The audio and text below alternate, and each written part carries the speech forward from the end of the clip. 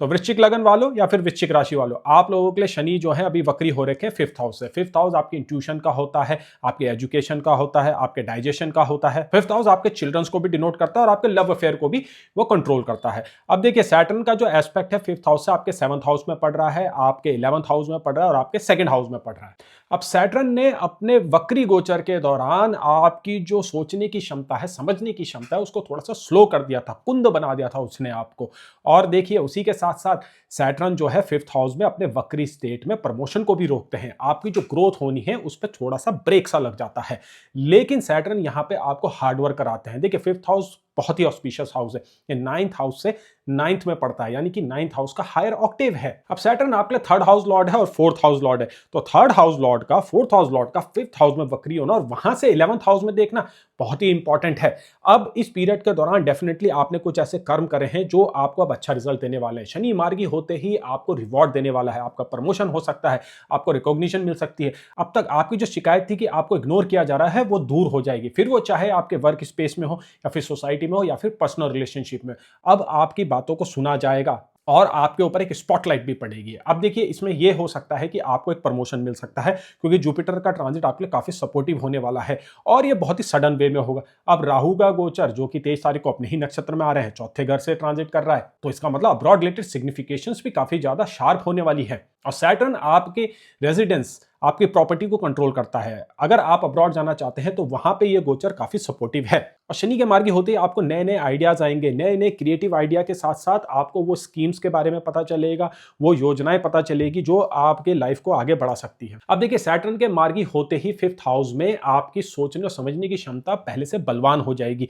अब आपके दिमाग में नए नए आइडियाज आएंगे, आपको नई राह पता चलेगी और आपको बहुत अच्छी गाइडेंस भी मिलने वाली है। तो अब आप देखिए वो स्टेप्स लेने वाले हैं इन 8 महीने के दौर में, जो आपके फ्यूचर के लिए बहुत ही ज्यादा मददगार साबित होगी। सैटर्न का एस्पेक्ट जो आपके 11th हाउस में पड़ रहा है, अब वो आपको अलाउ करेगा कि आप बेहतर तरीके से नेटवर्किंग कर सके और ऑलरेडी जो आपके नेटवर्क एस्टैब्लिश है उनसे आप मैक्सिमम गेन कर सके। इस अवधि के दौरान आप किसी इन्फ्लुएंशियल इंसान के साथ मिल सकते हैं जो आपकी कैरियर ग्रोथ में बड़ा इंपॉर्टेंट रोल प्ले करेगा। आपको सही तरीके से एडवाइजेस मिलेगी, आपको लोग सही राह दिखाएंगे और सही काउंसलिंग भी आपको मिलने वाली है। और आपके लिए तो देखिए शनि का ये मार्गी गोचर काफी खास है, क्योंकि शनि आपके जो ये 5th हाउस में वक्री हुआ था वहां पे मीन राशि का उदय होता है। अब मीन राशि में शनि का वक्री देखिए वो भी 5th हाउस में एक नई सोच डेवलप कराता है, एक आदमी का ऐसा ट्रांसफॉर्मेशन करके देता है जो हर मायने से काफी बेनिफिक होता है। यानी कि सैटर्न अब आपके लिए एक नई आइडेंटिटी क्रिएट करने वाला है। अब देखिए यहां पे एक बहुत इंपॉर्टेंट एस्पेक्ट ये हो रहा है कि सैटर्न जो है फरवरी में कंबस्ट हो जाएगा, जिसकी तारीख रहेगी 28 और अप्रैल 10 तारीख तक वो कंबशन स्टेट में ही रहेंगे। और ये ऐसा ड्यूरेशन है जिसमें आप एक छोटी मोटी मिस्टेक कर सकते हैं, क्योंकि 5th हाउस आपकी सोचने और समझने की क्षमता को होता है जहां पे आप डिसीजन लेते हैं। तो अगर आप स्पेकुलेशन में है, बिजनेस में है या फिर ट्रेडिंग करते हैं तो इस पीरियड में आप अवॉइड कीजिएगा बड़े डिसीजन लेने के लिए, क्योंकि यह पीरियड थोड़ा मेलेफिक दिख रहा है, क्योंकि बाकी जो गोचर है इस अवधि के दौरान वो भी लॉस को ही इंडिकेट कर रहे हैं। जुपिटर आपके 8th हाउस में आने वाला है, तो 8th हाउस सडननेस का फैक्टर लेता है, तो सम टाइम यहाँ पे ये सडन लॉसेस भी दे सकता है। तो ये जो अवधि है फरवरी से अप्रैल तक, इसमें आपको थोड़ा सा सावधान रहने की जरूरत है।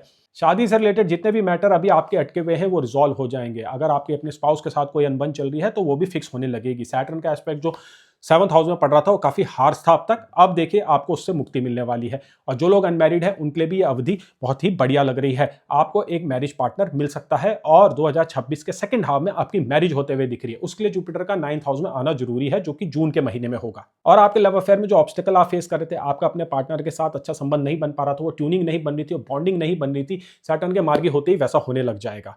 मैंने आपको पहले ही बताया कि सैटर्न 5th हाउस में आते ही आपके जो इमोशनल ब्लॉकेजेस है उसको दूर कर देगा। आपका देखने का, सोचने का, समझने का रवैया वो बदलने वाला है बहुत ही अच्छे के लिए।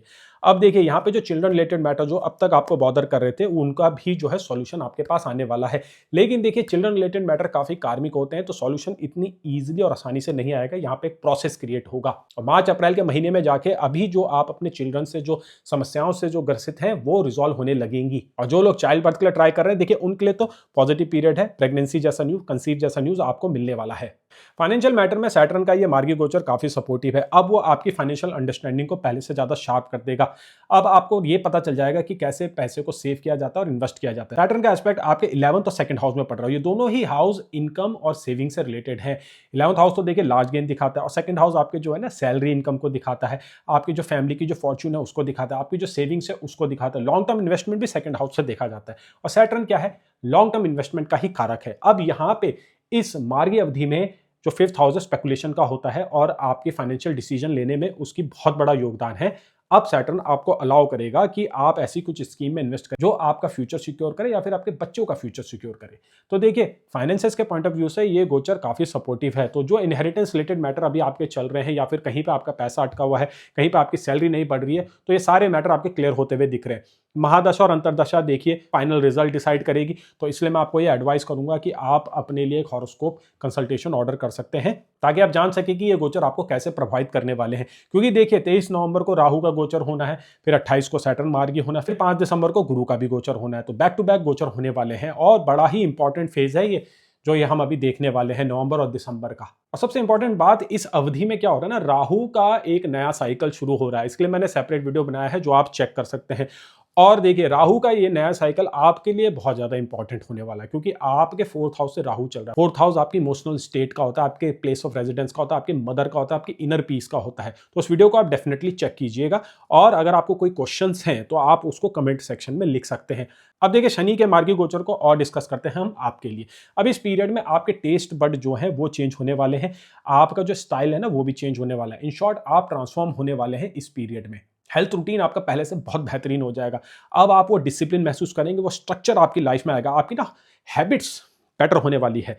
देखिए अब तक क्या हो रहा था कि आप कुछ काम अच्छा करने जा रहे थे लेकिन आप एक रूटीन फॉलो नहीं कर पा रहे थे। आपने कुछ एक्सरसाइज का रूटीन बनाया, आपके मन में इच्छा थी कि आप एक्सरसाइज करेंगे, एक हेल्दी लाइफस्टाइल अपनाएंगे, लेकिन सैटर्न का जो ये वक्री था फिफ्थ हाउस में वो आपको अलाउ नहीं कर रहा था। कुछ इंटरनल ब्लॉकेजेस थे, वो इमोशनल भी थे और उसी के साथ साथ एनवायरनमेंट भी इतना सपोर्टिंग नहीं हो रहा था आपके लिए। अब सैटर्न के मार्गी होते ही ये अवरोध आपकी लाइफ से दूर हो जाएंगे। आप सही टाइम पे उठेंगे, आप सही टाइम पे सही चीज करेंगे, एक अंदर से आपको स्ट्रक्चर महसूस होगा जो लाइफ में गोल अचीव करने के लिए बहुत जरूरी होता है। देखिए सैटर्न स्लोली स्लोली आदमी को सक्सेस देता है, वो ब्रिक बाय ब्रिक आपकी लाइफ को बनाता है और ये वक्री गोचर ही होते हैं जहां पे आपको वो रियलाइजेशंस होती हैं। अब सैटर्न ने फिफ्थ हाउस में अपना काम कर दिया है, भले अगले साल फिर से एक सैटर्न का साइकिल शुरू होगा जिसमें वो अगेन वक्री होंगे, लेकिन उस टाइम पे उसके सिग्निफिकेशंस और उसके मीनिंग अलग होंगे। ये वाला वक्री गोचर जिससे आप अभी निकलने वाले हैं ये आपकी हैबिट्स के अराउंड और आपके रूटीन के अराउंड आपको इंपैक्ट करने वाला है, आपको ट्रांसफॉर्मेशन देने वाला है, आपकी एक नई आइडेंटिटी बनाने वाला है।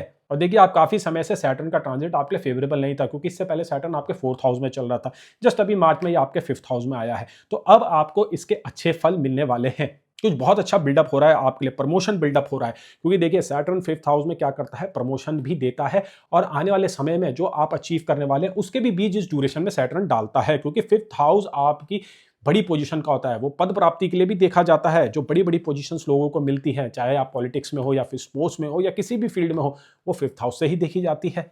देखिए बड़ी पोजीशन पाने के लिए आपके हॉरोस्कोप में वैसे राजयोग भी होने चाहिए, बट स्टिल ये मार्गी पीरियड ऐसा मार्गी पीरियड है जहां पे आपके जो राजयोग और धन योग है वो एक्टिवेट हो जाते हैं। अष्टाक वर्गा शीट में ये देखना जरूरी है कि सैटर्न आपके फिफ्थ हाउस में कितने बिंदु लेके बैठा हुआ है। अब देखिए अष्टाक वर्ग की कैलकुलेशन में क्या होता है ना, जनरली लोग ये समझते हैं कि 4 बिंदु होने चाहिए, लेकिन आपको ये समझना जरूरी है कि सैटर्न का जो टोटल जो बिंदु स्कोर है वो बाकी प्लैनेट से कम है, इनफैक्ट सबसे कम है। तो यहाँ पे वो 4 बिंदु वाला कॉन्सेप्ट अप्लाई नहीं होता है। सैटर्न को अगर 2 बिंदु भी मिले तो भी सैटर्न अपना काम कर देता है।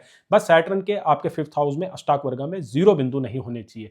तो ये ट्रांजिट आपके लिए काफी अच्छा जाने वाला है, लाइफ में एक स्टेबिलिटी आपको दिशा दिखाने वाला है।